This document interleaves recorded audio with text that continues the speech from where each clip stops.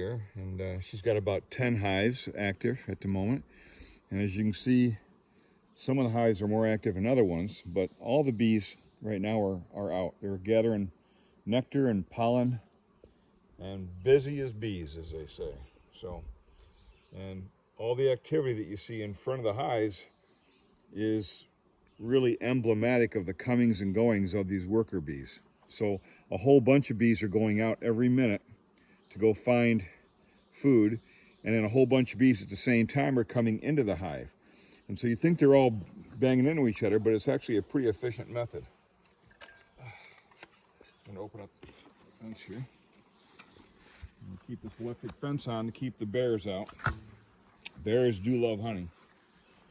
So let's see here. Any more mushrooms here? This is where we had all the morel mushrooms growing up until this week. We picked them all. Gonna miss your morel dinner. But here you can see this hive has very little activity, not much. But if you look at the bees very carefully, you'll see they have yellow sacs on both sides.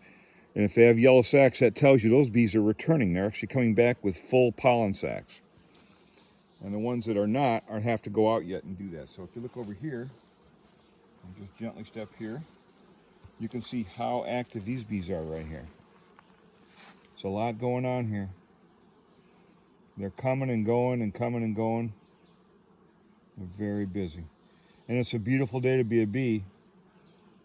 It's sunny, it's not raining. You can gather lots of pollen, nectar.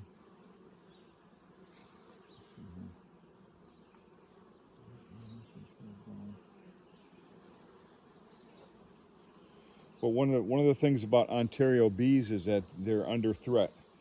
We talked a little bit about varroa mites, and there's other diseases and other pathogens and parasites that come and get them. So a lot of bee operations in Ontario die out every year. Some of them die 50% or more, or 75% of them die out every year. So that makes it incredibly expensive for beekeepers, because that means they have to replace all those bees every year. Not to mention it's also very sad. But it's a very difficult business because it depends on so many factors that people can't control.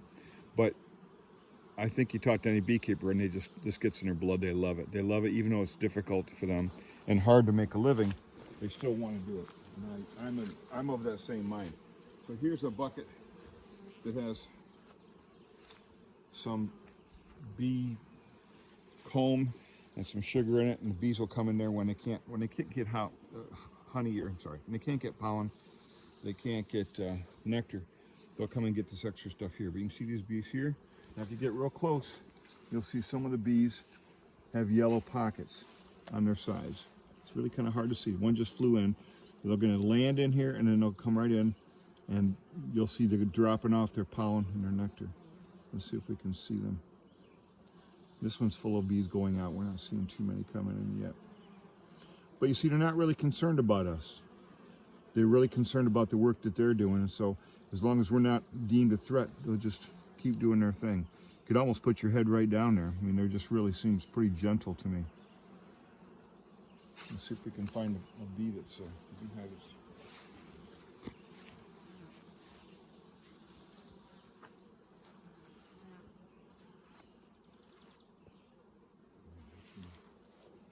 Oh God, look at this. Beautiful purple trilliums. Oh my gosh, look at that. Oh, these are just about past. That one's coming out right now, but aren't those gorgeous? They're oftentimes white. It's kind of the flower, the wildflower of Ontario. But this is a beautiful lavender phase. It's just gorgeous. Just gorgeous. Called trillium. One of the first spring plants that comes out. Oh, there's some pollen coming here. Here's some pollen coming in.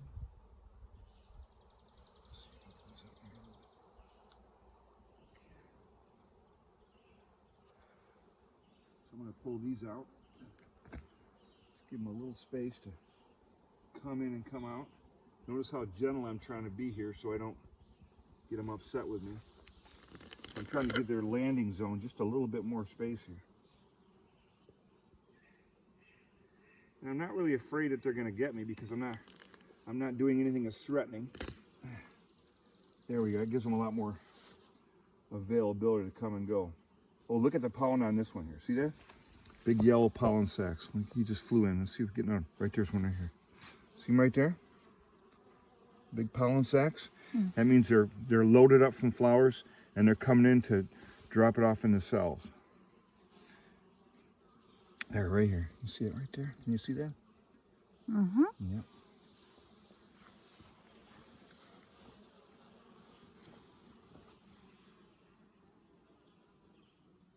And as we talked about yesterday, there's really 3 types of bees, but within those types there are subtypes and subjobs. So there's the queen, of course, who's really the big cheese. There's drones, who help fertilize the eggs, the queen.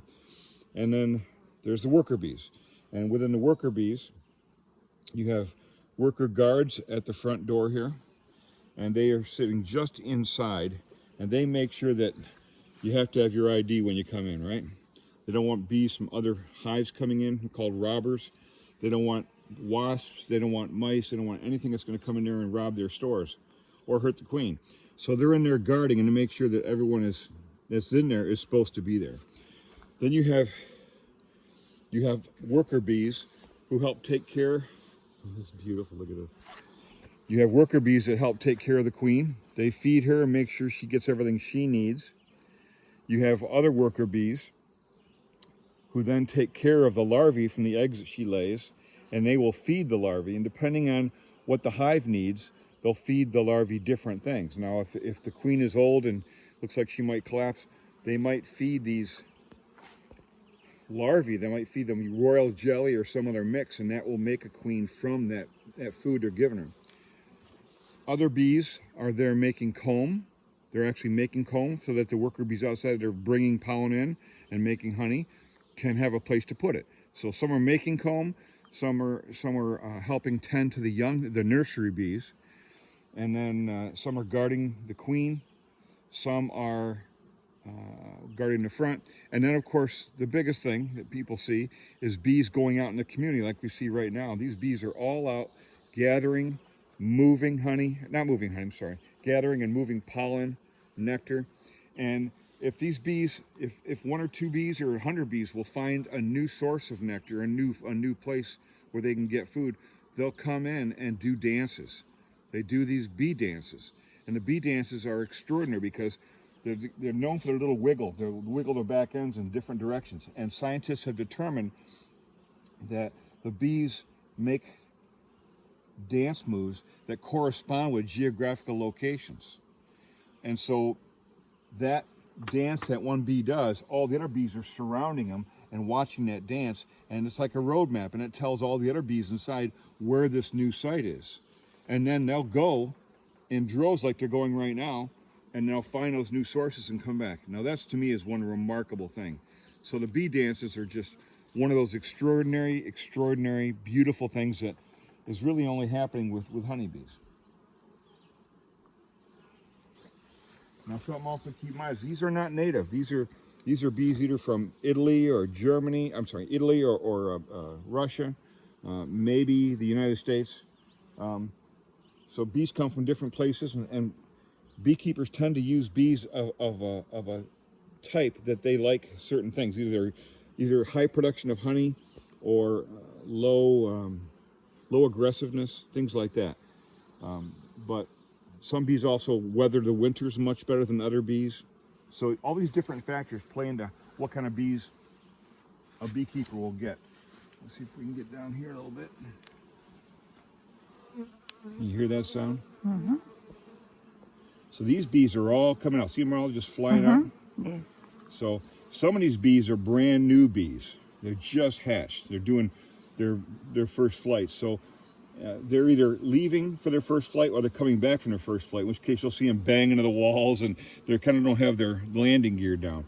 But how long do they live? A couple of months at the most, not very long. They live very intense lives. But as they're, as the ones without any pollen in their sacs are the ones that are leaving here, and they're going to go out and get product and bring it back in. And then when they come back in, they'll be loaded, sometimes so heavy they can't land right. They'll come in and just slide in there and then go into the hives. But they all have their jobs, and as near as we can tell, at birth, they know their jobs. They know what they're supposed to be doing. And you can see most of these bees don't have pollen sacs that are filled, but every once in a while you'll see come in yellow, it'll be blue, it'll be purple, orange, whatever the color of the pollen is, that's what will be in the sacs, and that was reflected in the color of their sacs, and also be reflected not just in the color of the honey, but the flavor of the honey. God, listen to that sound. There's not a more beautiful sound. Now, there's some people that think there's an incredible health value to the humming and vibration of bees. Yeah, and it's becoming a really interesting field of study, that the humming, the vibrations that these bees are making can bring health to humans. It's just a remarkable thought. And there's also folks, of course, who use bee stings to help with arthritis. And what they'll do is they'll take a bee and rub it on a part of their body that's really arthritic, and the bee will sting them. And of course, when a bee stings, it dies. So, but it's supposed to really do a lot of good for folks with arthritis. I have a lot of arthritis, but I have not found that I want to do that quite yet. Thank you, Michael.